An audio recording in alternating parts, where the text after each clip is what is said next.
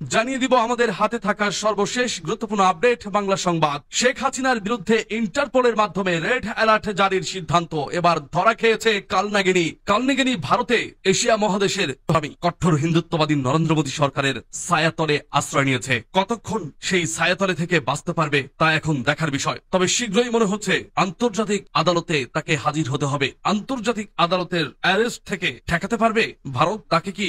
ইন্টারপোলের যে সিদ্ধান্ত, এই ইন্টারপোলের সিদ্ধান্ত পরিত্যাগ করার মতো সাহস কি, দুঃসাহস কি আছে ভারতের? দাদার কতক্ষণ জোর আছে সেটাই এখন দেখার বিষয়। কতক্ষণ তিনি তার ঘর কাঁপাতে পারেন সেটা বাংলাদেশ দেখবে। বাংলাদেশ দেখতে চায় এই অবৈধ সম্পর্কের পরিণতি এবং অবৈধ সম্পর্ক থেকে বিচ্ছেদ ঘটিয়ে একটি পরিপূর্ণ আল্লাহর বিধান মতে শাস্তির মুখোমুখি করতে। তাহলেই গোটা বাংলাদেশের মনে একটি আনন্দের উল্লাস বইবে। দর্শক, এ বিষয়ে আপনার মতামত কি তা কমেন্ট বক্সে লিখে জানান।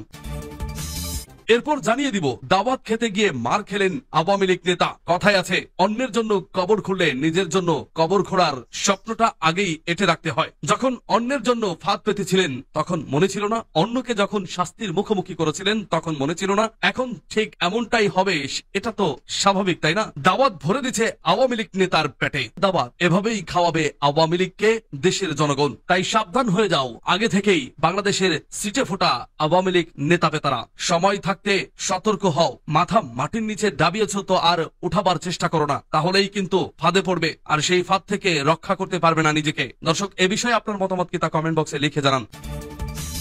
এরপর জানিয়ে দিব, ভারত পাকিস্তানের চেয়ে এগিয়ে বাংলাদেশ, গণমাধ্যম স্বাধীনতা সূচক। আরো জানিয়ে দিব, আওয়ামী লীগকে নিষিদ্ধের দাবি নূরের। এবং জানিয়ে দেব, নির্বাচনী টালবাহানার ফল ভালো হবে না বলছে সালাউদ্দিন টুকু। সর্বশেষ জানিয়ে দেব, বিএনপি ও জামায়াতকে আওয়ামী লীগের ব্যাপারে অবস্থান স্পষ্ট করতে হবে। শুনছিলেন সংবাদ শিরোনাম, এখন বিস্তারিত। তবে তার আগে অনুরোধ থাকবে, ভিডিওটিতে একটি লাইক এবং কমেন্টস করে জানিয়ে দিন আজকের এই ভিডিও সম্পর্কে আপনার মূল্যবান মতামত। আর অবশ্যই এই ভিডিওটি আপনার ফেসবুক সোশ্যাল মিডিয়ায় শেয়ার দিয়ে ছড়িয়ে দিন। আর জানিয়ে দিন আপনি কোন জেলা থেকে বা কোথা থেকে আমাদের সংবাদটি শুনছেন এবং দেখছেন।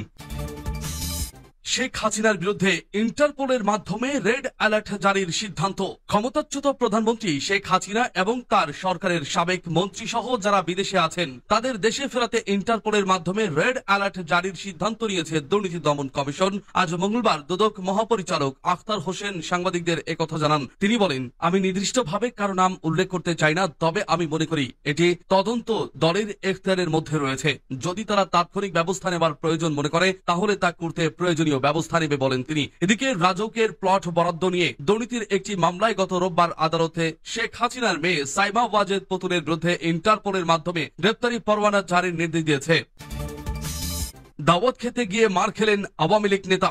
মাগুরাই শহরের ভিটাসাইর এলাকায় সুন্নতে খতনা অনুষ্ঠানে অংশ নিতে গিয়ে বিএনপি কর্মীদের হামলার শিকার হয়েছেন মাগুরা পৌরসভার সাবেক কাউন্সিলর, জেলা আওয়ামী লীগের ত্রাণ ও সমাজ কল্যাণ বিষয়ক সম্পাদক মীর শহীদুল ইসলাম বাবু। গুরুতর জখম অবস্থায় তাকে মাগুরা 250 শয্যা হাসপাতালে ভর্তি করা হয়েছে। 2018 সালের জাতীয় সংসদ নির্বাচনের দিন আওয়ামী লীগ কর্মীদের হামলায় জেলা যুবদল নেতা হাসান বিশ্বাসের মৃত্যুর ঘটনার জের ধরে এই হামলার ঘটনা ঘটেছে বলে জানা গেছে। এলাকাবাসী জানান, শুক্রবার মাগুরা শহরের কাজী টাওয়ারের কসমেটিক্স ব্যবসায়ী রাজু মোল্লার ছেলের সুন্নতে খতনা উপলক্ষে ভিটাসাইর গ্রামের বাড়িতে অতিথি আপ্যায়নের আয়োজন করা হয়। নিমন্ত্রিত অতিথি হিসেবে মীর শহীদুল ইসলাম বাবু দুপুর 2টার দিকে ওই বাড়িতে পৌঁছলে তার উপর হামলার ঘটনা ঘটে। মাগুরা জেলা জাতীয়তাবাদী যুবদলের প্রয়াত যুগ্ম সাধারণ সম্পাদক হাসান বিশ্বাসের ছেলে শাহী বিশ্বাস সহ বেশ কয়েকজন ধারালো দা নিয়ে তার উপর হামলা চালায়। ঘটনার পর মাগুরা সদর থানা পুলিশের একটি টহল দল ঘটনাস্থলে পৌঁছে তাকে উদ্ধার করে মাগুরা 250 শয্যা হাসপাতালে ভর্তি করে। তবে বিকাল 4টার দিকে হাসপাতালে গিয়ে আহত মীর বাবুকে পাওয়া যায়নি। ছাড়পত্র ছাড়াই পরিবারের লোকজন তাকে অন্যত্র সরিয়ে নিয়ে গেছেন বলে হাসপাতালের জরুরি বিভাগ থেকে জানানো হয়েছে। তার হাত এবং পিঠে ধারালো দা দিয়ে এলোপাথারি আঘাত করা হয়েছে বলে জানা গেছে। বেড়াসাইড গ্রামের বিএনপি কর্মী মোহাম্মদ আলী বলেন, 2018 সালের সংসদ নির্বাচনের দিন বিএনপি প্রার্থী মনোয়ার হোসেন খানের পক্ষে নির্বাচনী কাজে অংশ নেওয়ায় গ্রামের স্কুলের সামনে আওয়ামী লীগ নেতা বাবু মীরের নেতৃত্বে যুবদল নেতা হাসান বিশ্বাসের উপর হামলা চালানো হয়। বিনা চিকিৎসায় পরে তার মৃত্যু হয়, যার ক্ষোভ থেকে এই হামলার ঘটনা ঘটছে। মাগুরা সদর থানার ভারপ্রাপ্ত কর্মকর্তা মোহাম্মদ আইয়ুব আলী বলেন, খবর পেয়ে ঘটনাস্থল থেকে মাগুরা পৌরসভার সাবেক কাউন্সিলর মীর শহীদুল ইসলাম বাবুকে উদ্ধার করে হাসপাতালে ভর্তি করা হয়েছে। তবে তিনি পুলিশের কাছে কোনো অভিযোগ করেননি। সরকার পতনের পর আওয়ামী লীগ নেতা মাগুরা পৌরসভার সাবেক কাউন্সিলর মীর শহীদুল ইসলাম বাবুর নামে 2টি নাশকতার মামলা থাকলেও ইতিমধ্যেই তিনি ওই 2টির মামলায় আটকের পর সম্প্রতি জামিনে মুক্তি পেয়েছেন বলে জানা গেছে। ভারত পাকিস্তানের চেয়ে এগিয়ে বাংলাদেশ গণমাধ্যম স্বাধীনতা সূচক। বিশ্ব গণমাধ্যম স্বাধীনতা সূচকে 16 ধাপ এগিয়েছে বাংলাদেশ। এক্ষেত্রে ভারত ও পাকিস্তানকে পেছনে ফেললেও বাংলাদেশে স্বাধীন সাংবাদিকতার পরিস্থিতি বেশ গুরুতর হিসেবে চিহ্নিত করা হয়েছে। শুক্রবার গণমাধ্যম স্বাধীনতা সূচক প্রকাশ করেছে বিশ্বব্যাপী সাংবাদিকদের অধিকার নিয়ে কাজ করা আন্তর্জাতিক অলাভজনক সংস্থা রিপোর্টার্স উইদাউট বর্ডার্স RSF। সূচকে 180টি দেশের মধ্যে বাংলাদেশের অবস্থান 149তম, স্কোর 33.71। 2024 সালের সূচকে বাংলাদেশের অবস্থান ছিল 165তম, এর আগের বছর ছিল 163তম। 2018 সালের পর এই প্রথম সূচকে 150-এর ভেতর অবস্থান করছে বাংলাদেশ। RSF এর এবছরের সূচকে দক্ষিণ এশিয়ার দেশগুলোর মধ্যে ভারতের অবস্থান 151তম, পাকিস্তানের 158তম, ভুটানের 152তম। সূচকে এই তিনটি দেশ বাংলাদেশের চেয়ে পিছিয়ে আছে, তবে নেপাল 90তম, শ্রীলঙ্কা 139তম ও মালদ্বীপ 104তম বাংলাদেশের চেয়ে এগিয়ে আছে। 23 বছর ধরে সংবাদ মাধ্যমের স্বাধীনতা নিয়ে বার্ষিক সূচক প্রকাশ করে আসা প্রতিষ্ঠানটির মতে এবার সংবাদ মাধ্যমের স্বাধীনতা সর্বনিম্ন অবস্থানে পৌঁছেছে।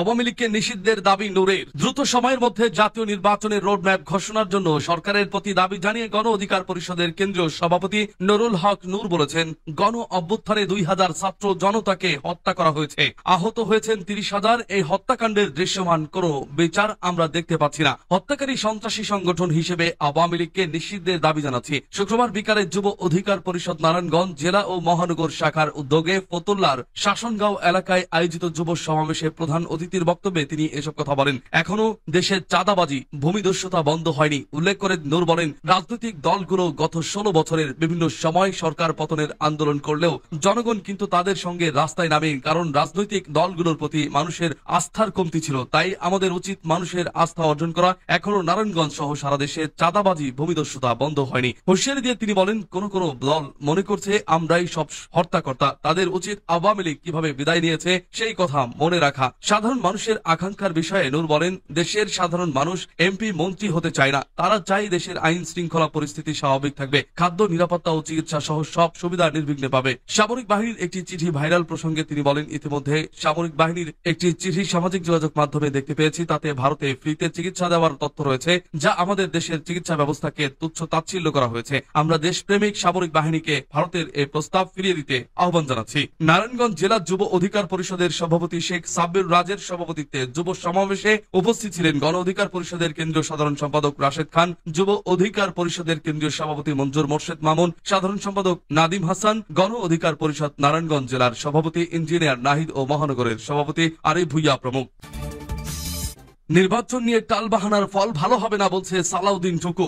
নির্বাচন নিয়ে টালবাহানার ফল ভালো হবে না বলে হুঁশিয়ারি দিয়েছেন বিএনপির কেন্দ্রীয় কার্যনির্বাহী কমিটির প্রচার সম্পাদক সুলতান সালাউদ্দিন টুকু। শুক্রবার বিকেলে টাঙ্গাইলের পুরাতন বাস স্ট্যান্ড শ্রমিক দলের প্রতিষ্ঠা বার্ষিকী উপলক্ষে জেলা শ্রমিক দল আয়োজিত অনুষ্ঠানে প্রধান অতিথির বক্তব্যে একথা বলেন তিনি। সুলতান সালাউদ্দিন টুকু বলেন, ফ্যাসিবাদের পতন হয়েছে, গণতন্ত্র প্রতিষ্ঠা হবে, এটাই স্বাভাবিক। এই নিয়মের যারা ব্যত্যয় ঘটাতে চান, গণতন্ত্র যারা বিপন্ন করতে চান, নির্বাচন নিয়ে যারা টালবাহানা করেন, তাদের উদ্দেশ্যে বলছে, দ্রুত জনগণের অধিকার জনগণের কাছে ফেরত দিতে হবে। জনগণ যদি তাদের অধিকার আদায়ের রাস্তায় নামে তাহলে ফল ভালো হবে না। তিনি বলেন, যত তাড়াতাড়ি সম্ভব এদেশে একটি গ্রহণযোগ্য নির্বাচন দিয়ে গণতন্ত্র প্রতিষ্ঠা করতে হবে। আগামী দিনে গ্রহণযোগ্য নির্বাচনের মধ্য দিয়ে তারেক রহমানের নেতৃত্বে গণতান্ত্রিক বাংলাদেশ গড়ে তুলব ইনশাআল্লাহ। টুকু বলেন, শহীদ প্রেসিডেন্ট জিয়াউর রহমান নিজেকে শ্রমিক হিসেবে পরিচয় দিতে পছন্দ করতেন। তিনি প্রেসিডেন্ট ছিলেন, রাষ্ট্রনায়ক ছিলেন, তিনি শ্রমিকদের উন্নয়নের জন্য কাজ করেছেন। আমাদের নেত্রী বেগম খালেদা জিয়া নিজেকে একজন শ্রমিকের সহধর্মিনী হিসেবে পরিচয় দিতে গর্ববোধ করতেন, স্বাচ্ছন্দ্য বোধ করতেন।